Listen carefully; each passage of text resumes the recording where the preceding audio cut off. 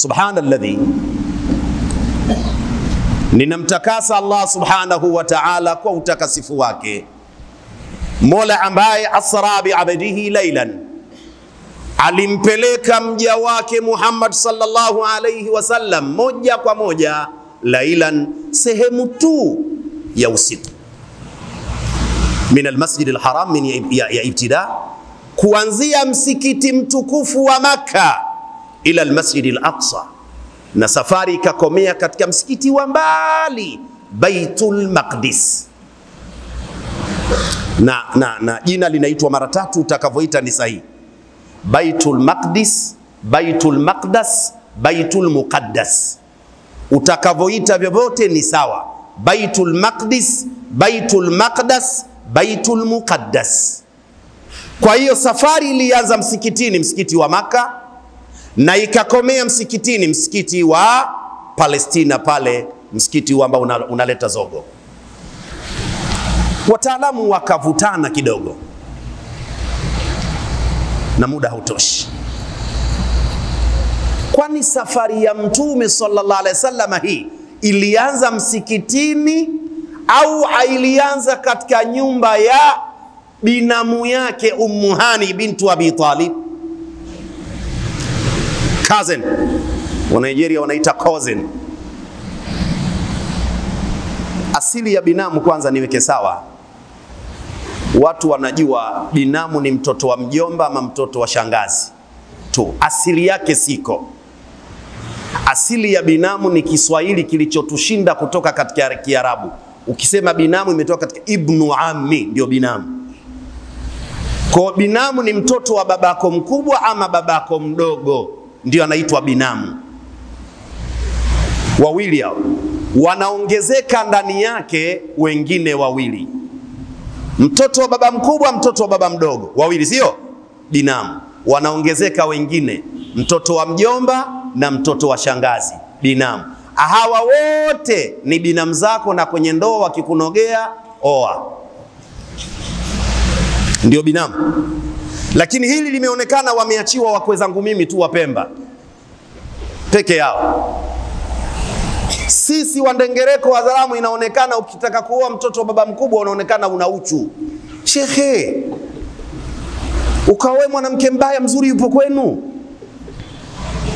kwa baba mdogo yupo, sogeza tu karibu hapo, unajisevia unaondoka zako. Kinyaa haitafsiri haramu, na kuna kitu kutopendeza huwa nawaambia watu, hata mimi sili bata, sio maana yake haramu. Mimi hajaninogea tu yule jamaa, haina maana kuwa ni haramu. Maalesh, hacha huko. Kauli sahihi, safari ilianza ya Isra na Miraj katika nyumba ya binamu yake mtoto wa babake mkubwa mzee Abu Talib, Ummu Hani, ndio ilipoanza. Lakini kwa sababu pale nyumbani kwake ilikuwa ni pale pale Maka, wanasema Maka yote ni haram. Maka yote ni nini?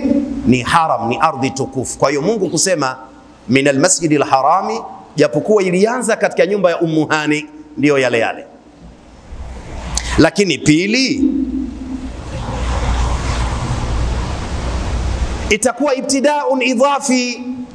Mwanzo ni kule kwa cousin, lakini baada ya kutoka kule walikuja mpaka msikitini. Si alisafishwa kwa maji ya Zamzam kisimani? Kisima kipo wapi? Si pale? Katika sura zote mbili, min almasjid alharami ila almasjid alaqsa. Na yote ni misikiti ambayo ilijengwa na Mtume na mwanawe. Maka imejengwa na Ibrahim na mwanawe Ismail, sio? Baitul Maqdis imejengwa na Nabii Daudi na mwanawe Suleiman. Umeelewa Imejengwa na Nabii Daudi na mwanawe nani? Suleiman. Japokuwa wengine wanasema ni Ibrahim na Ishaqa, bado itakuwa pale pale Mtume na nani? Na mwanawe, lakini wote mitume watupu. Hakuna fulafula hata mmoja katika nyumba za msikiti ile. Hakujengwa na mtu tu wa kawaida wewe kalla dhalla. Kwa nini alipelekwa? Allah na alil linuriyahu min ayati alladhi barakna haula, msikiti ambao tuliweka baraka zetu, tuliubariki sana pembezoni mwake.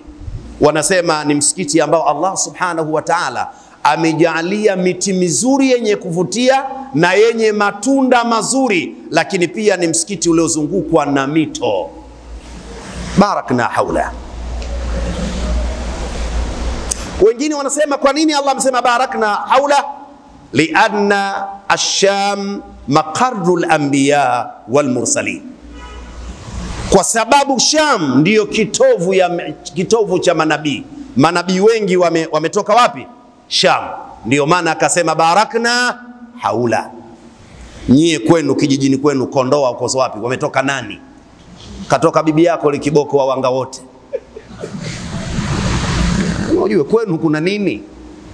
Maana unakaa katika kijiji, kwenye kijiji chenu kiasili hata shehe hajawahi kutoka. Tiani kijiji hakina hata shehe.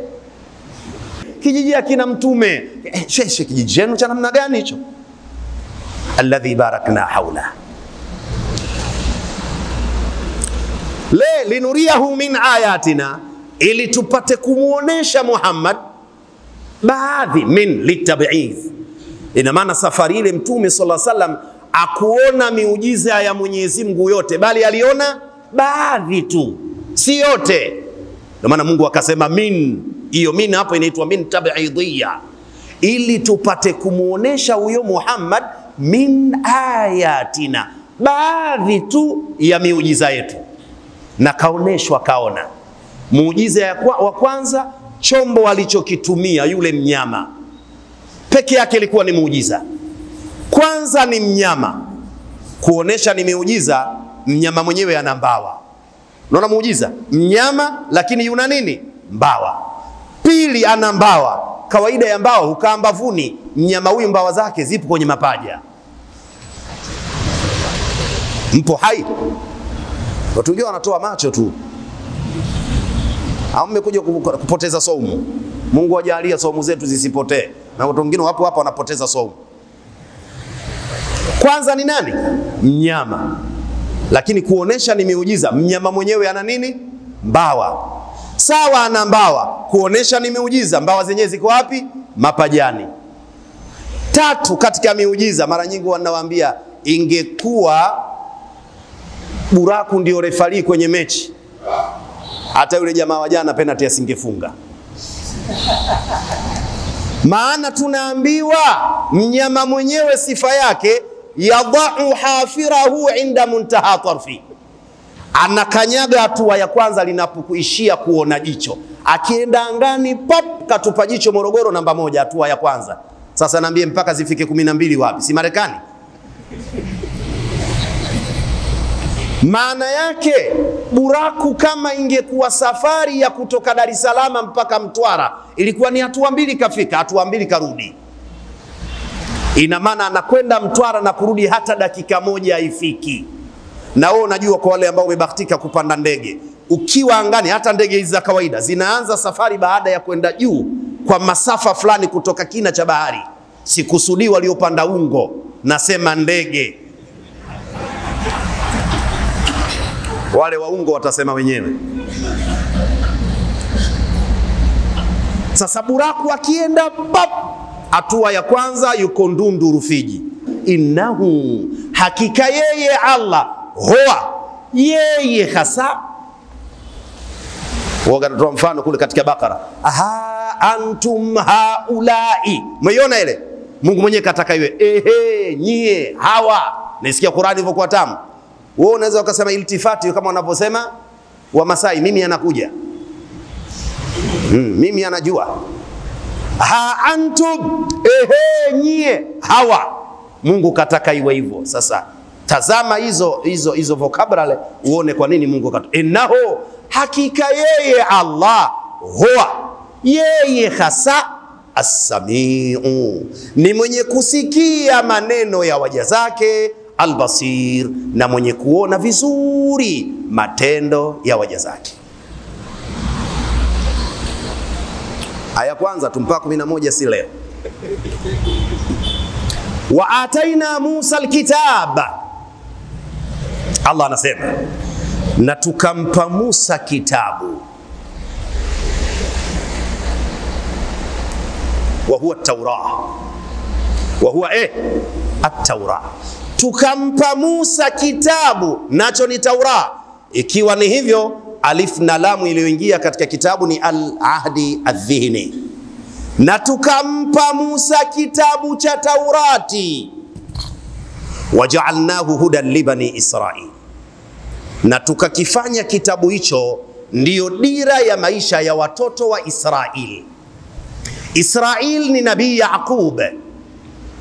Ukisikia anatajwa Israil, neno Israil ambayo ni Kiyunani maana yake mutaabid au Abdullah. Israil, mchapa ibada, mja wa Mungu, ndio Israil. Naye ni nani? Yaqub, ambaye Yaqubu katoa makoo 12. Ndio mnasikia kwamba Nabii Isa wao wakamwita Yesu ametumwa kwenye mataifa mangapi? 12. Kizazi cha Israili. Israili mwenyewe ni nani? Yaqub alayhi wa ala nabiyina afdalus salati wassalam. Wa ataina Musa alkitaba, na tukampa mtume Musa kitabu cha Taurati. Waja'alnahu hudan li bani Israil, na tukakifanya kitabu chake Musa ambacho ni Taurati ndio muongozo wa maisha yao, kizazi cha Yaqub, kizazi cha Israil. Kwa nini? Alla tattakhidhu min duni wakila. Kwa hiyo ikiwa alla tattakhidhu itakuwa ni iltifat, ilitosha kuwa alla yattakhidhu. Qiraa ya Abu al-Aliya lianna al-kalama minhum, akasoma alla yattakhidhu. Tukisoma alla tattakhidhu al-kalamu ala taqdirin, wa qulna lahum alla tattakhidhu, na tukawaambia nini? Alla tattakhidhu min duni Allahi min duni wakila, na tukawaambia musijifanyie tegemezi kinyume changu mimi Allah. Yani Mwenyezi Mungu aliwaambia, nakupeni kitabu cha Taurati na mtume wenu ni Musa, na wala musitafute mtawala na tegemezi katika maisha yenu kinyume cha nani? Cha Allah. Chukueni mafundisho kutoka katika Taurati. Tegemezi la maisha yenu, kazi zenu, biashara zenu, vilimo vyenu, tegemezi lenu liwe ni nani? Allah. Na sisi Waislamu tukaambiwa kupitia Qur'an, wa ala Allah falyatawakkalul mu'minun. Ndivyo sivyo? Kwa Mungu tu ndiko anatakiwa wategemee nani? Waumini. Kuswali kote brother, unakoswali anakuja mtu kwa kujisifia mchawi, anakushika, anakutisha kidogo, shekhe unanyongonyea kama Priton. Itikadi yako bado.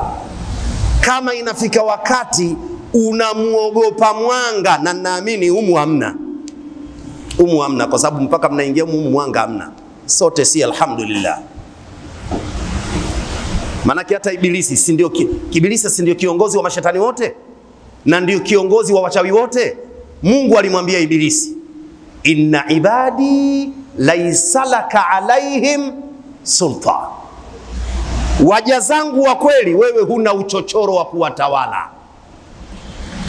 Sasa unamuogopaje? Yani wewe Ibilisi mwenyewe ukiwa mja wa sawa sawa wewe hakuwezi. Hata kuogosa watakuweza hawa min sharril waswasil khannasia.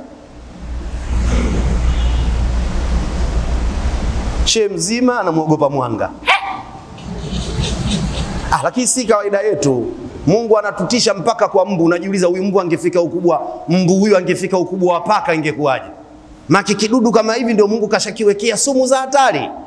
Ndio lingekuwa linapita juu kama paka lilivyo linapita. Ungeuana. Mungu anatisha bwana. Hii ndio itikadi. Masha Allahu kana wa ma lam yasha lam yakun. Atakalo Allah ndilo linalotokea, na asilotaka haliwezi. Alla tattakhidhu min duni wakila. Huu ndio ujumbe wa Allah kuanzia huko nyuma, tokea kwa Waisraeli. Musijifanyie tegemezi la maisha yenu kinyume changu Mungu wenu. Allah anawapa ujumbe. Mimbabi iyaki a'ni fasma'i ya jara. Tu balagha wanasema. Maneno haya yanaingia katika mlango naye kukusudia wewe, sio Muisraeli. Alla tattakhidhu min duni wakila. Ishini hivyo. Na sisi tukaambiwa na Mtume Muhammad, kila hatua dua, kila hatua dua, hata ikiwa ya Kiswahili. Mara moja tulisema hapa kwenye muhadhara, na rafiki yangu yupo pale, mna watoto zenu mnawaombea Mungu awanusuru. Wewe unakumbuka mwanao kaenda shule na karudi shule, khalas, asubuhi umuombei mwanao hata ikiwa kwa kindengereko, lakini muombe nani? Waombeeni watoto zenu, ziombeeni ndoa zenu, ziombeeni kazi zenu, ziombeeni biashara zenu. Alla tatakhidhu min duni wakila, yani maana yake unamtegemea Mungu kwenye kila lako,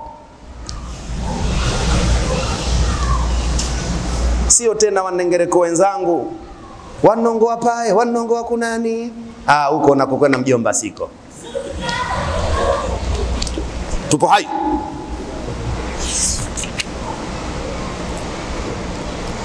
Dhurriyata man hamalna, mansubun ala nida. Mwenyezi Mungu akawaambia dhurriyata man hamalna, ay ya dhurriyata man hamalna ma Nuhin, enyi kizazi cha wale ambao tuliowaokoa kwenye jahazi pamoja na Nuhu. Maana yake ni kwamba sisi sote tunatokana na kizazi cha nabii nani? Nuhu. Kwa nabii Nuhu alipoingia kwenye jahazi na watu wake wema, maana yake tulikuwa migongoni mule mwa wale watu, sivyo? Dhurriyata man hamalna ma Nuhin, enyi kizazi cha wale ambao hamalna ma Nuhin, tuliowabeba katika jahazi pamoja na Nuhu. Tuliwaambia nini? Kwa nini? Nuhu huyu innahu kana abdan shakura, wal kalamu ala alhathi, maana yake nini? Ushkurullah. Kuna maneno yameondoka. Enyi kizazi cha wale ambao tuliowaokoa katika jahazi pamoja na Nuhu, mshukuruni Mungu katika kila jambo, mshukuru Mungu. Tunatakiwa tudumu katika kumshukuru nani? La in shakartum la azidannakum. Tukijenga utaratibu wa kumshukuru Mungu, Allah atatuzidishia neema. Kama sio hii ataleta ile, kama sio ile hatuna tabia ya kumshukuru Allah. Innahu kana abdan shakura, hakika Nuhu alikuwa ni mja mwingi wa kushukuru. Wanasema kana Nuhun alayhi salatu wassalam idha akala ta'aman au shariba sharaban au labisa thawban qala alhamdulillah. Nuhu ilikuwa utaratibu wake, akila chakula chochote, sawa kashiba ama hakushiba, kilikuwa katika vyakula vitamu sana ama cha kawaida, kama ndio Ramadhani umeftari magimbi kwa tambi kwa tende ama miogo kwa pilipili, chochote ulichokila mshukuru Mungu. Nuhu alikuwa hivyo, chochote anachokula akimaliza anamshukuru Mungu, chochote atakachokunywa hata ikawatogwa anamshukuru Allah, akivaa nguo yake nzuri ama ya kawaida anamshukuru Mungu. Lakini sisi tukivaa tunajisifia wenyewe, tukila tunajisifia wenyewe, wajanja wa kutafuta pesa, kwa maana wanaokula vyakula vya kawaida tunawaona wazembe. Subhanallah, ni kibri mbele ya Allah. Innahu kana abdan, Nabii Nuhu alikuwa ni mja mwingi wa nini? Wa shukurani kwa Mwenyezi Mungu. Wewe mzee, hivi unamshukuru Mungu kwamba mpaka leo na miaka 70 upo hai? Kwani hakuna wenzio uliocheza nao utotoni washakufa? We mpaka leo bado upo, mshukuru Allah. Na we kijana una watoto wenzio ulicheza nao kombolela huko utotoni ukiwa na miaka 5, 6, 7, 8, 9, wameshakufa. Au una wenzio uliokuwa nao utotoni sasa hivi walevi wa kupindukia, wahuni wa kupindukia, wewe wapatikana msikitini, wamshukuru Allah. Innahu kana abda